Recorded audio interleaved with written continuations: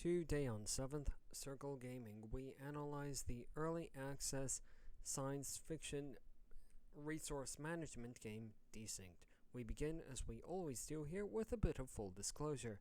Everyone that's interested is cordially invited to pause the video now and read through all of this. For everyone else, let's move on to the first screenshot. In our first screenshot today, as we usually do, we're going to talk about the world of the game and then the user interface. The world of Desynced is absolutely science fiction, and it is impressively large. Frankly, in all of our evaluation sessions, we haven't found out the extent of the map quite yet. It is rendered in a not overly realistic nor overly cartoonish art style. Now then, onto the user interface, which is pretty standard for the real-time strategy or city building genre. At the top left-hand corner of our screen, we have various resource counters. At the top right-hand corner of the screen is the mini-map, along with various different map modes for players to select from. At the bottom right-hand corner of the screen, we have various menus, as well as notification bars. This also includes the system menu, where players can access various different settings. In our second screenshot for today, we're going to take a look at one of the other major aspects of the game, which is light puzzle solving. Players will encounter two different types of puzzle as they explore the map. The type that we're looking at here is the first kind, where players attempt to, through clicking on various squares in a grid, turn every square from red to blue. In the second type of puzzle, which we've all encountered before, players will attempt to connect various nodes located around a grid to a primary source by rotating various different pipes or circuit parts. Moving on now to our third and final screenshot for today.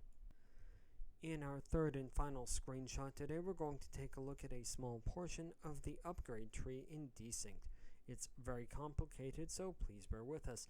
There are a grand total of 10 different technology fields that players can research.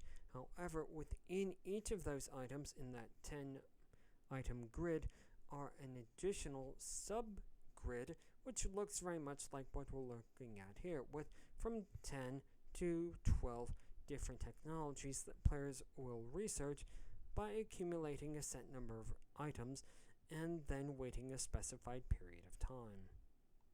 That's all the screenshots we have for you today, so we now move on to our first proper chapter, which is, as it always is, immersion.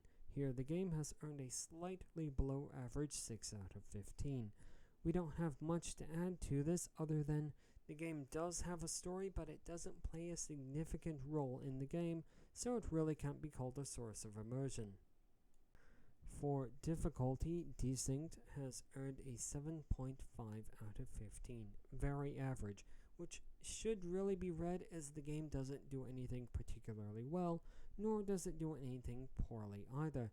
So then, let's now move on to Lasting Appeal.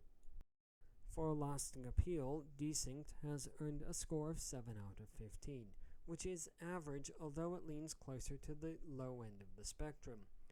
The game is listed as in early access, so everything that we've just said is subject to change. At present, there is only one method for solo play, and then multiplayer. However, there are several combinations of map and then difficulty settings for solo players to explore. On the other hand, the game very easily embraces the idea of playing for 10 to 20 minutes or even an hour and then coming back to it later without any significant penalty. At present, there is no mod support or DLC, although we do expect that to change. Overall, Desynced has earned a score of 6.83, which is near as makes no difference a 7 out of 15. It is a very low-stress game, which players can spend any amount of free time that they have with, and then come back to later without any significant penalty. It may, however, appeal more to fans of resource management or city building games than those that are fans of traditional real-time strategy, as while the game does have some light combat elements and then the puzzle solving that we saw earlier, these are not the primary focus of the game. Now onto some highly subjective statements, so please have your salt handy. The game can be expected to have very niche appeal. However, because it is so low stress, it could be an entry point to either the resource management or the city building genres. Is it unique? That's a question. What makes the game unique, if anything does, is the science fiction setting. Everything else has been done in other resource management games. That's all we have to say about Desynced, so congratulations everyone who watched all the way to the end of the video.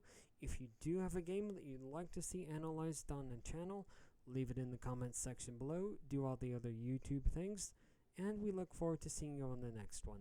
From 7th Circle Gaming, goodbye.